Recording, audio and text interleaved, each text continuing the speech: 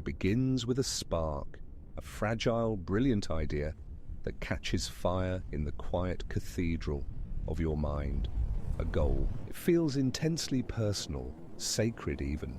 You decide to share it with her, the one person whose belief you think matters most. You watch her face, searching for a mirror to your own excitement, and you find it. Her eyes widen, a smile, sharp and brilliant, cuts across her face. "That's amazing," she breathes. Her voice is a silken thread wrapping around your nascent ambition. "I'll support you, 100%. And so it begins. Not the journey you envisioned, but a different one, a darker one. You just don't know it yet. The initial phase is intoxicating. She is your champion, your cheerleader.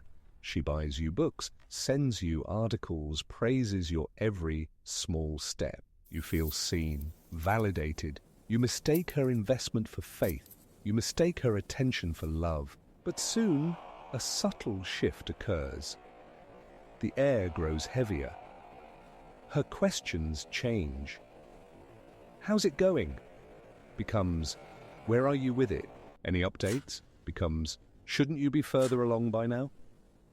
Her encouragement starts to feel like a metronome ticking away your chances. Your goal, once a source of passion, is now a source of pressure. It's no longer your quiet cathedral, it's a public arena. And she is the lead spectator. You work later, you sacrifice sleep, you push yourself to the brink, not for the joy of creation, but to appease the silent judgment in her eyes. The exhaustion is profound, it's a weariness of the soul. You start to resent the very goal you once loved because it has become a measure of your worth to her. You think you're failing. You think you're not good enough. You believe the narrative she is subtly writing, that you are a disappointment. "Stop. Breathe. I want you to understand what is happening here.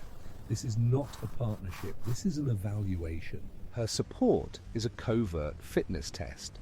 It's a deeply ingrained evolutionary mechanism designed to audit your viability as a long-term prospect. This isn't about your happiness. It's about her security. It's a hypergamic stress test disguised as affection. She isn't cheering for you to cross the finish line. She is pushing you towards it to see if you have what it takes, to see if you break. If you succeed, you prove your value. You are deemed a worthy investment. For now, your stock rises. If you falter, if you crumble under the pressure she manufactured, you fail the test. You are marked as a liability, defective. And that is when her search for your replacement begins. Quietly, efficiently, and without your knowledge. This is not a conscious, evil plan. Don't misunderstand. It is often a subconscious drive, a brutal calculus of survival and optimization hardwired into the human psyche. She may even believe she is being supportive.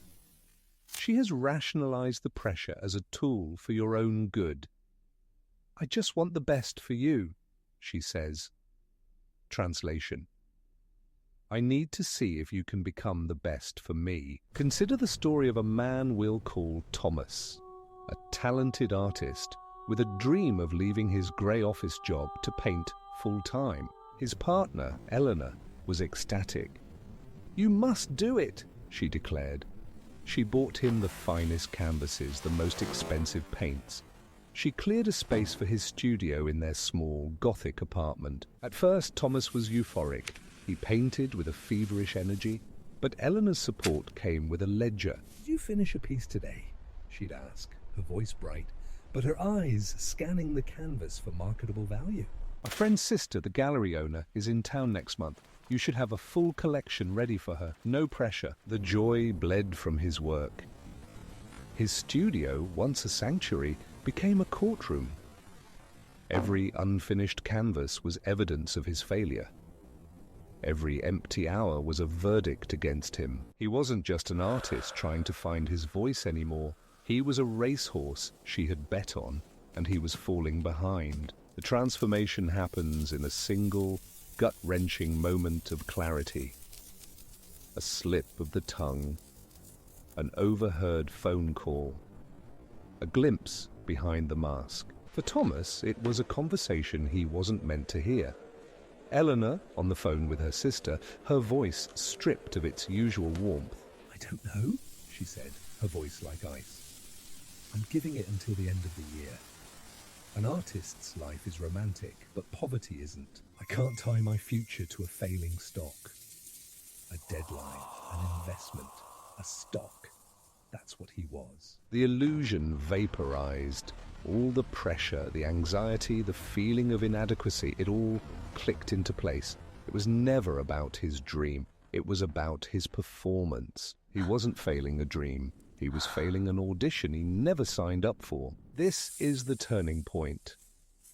The moment the puppet sees the strings, it is a moment of profound pain, but also of profound power. Because once you see the test for what it is, you are no longer obligated to take it. You can walk away from the arena.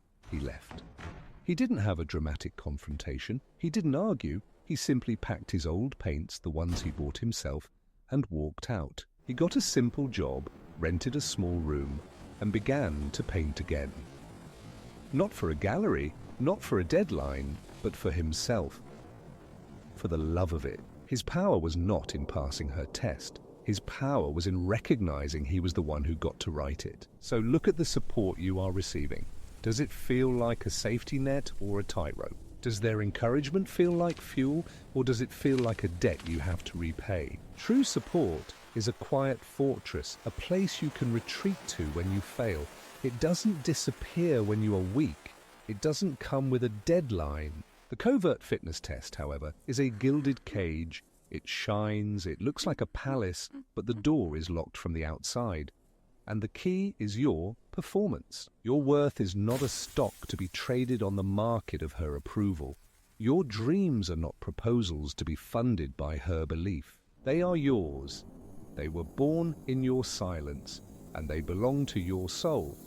Do not let them become collateral in someone else's emotional portfolio. Recognize the test. Not to pass it, not to ace it, but to decide if the person administering it is someone you want in your life at all.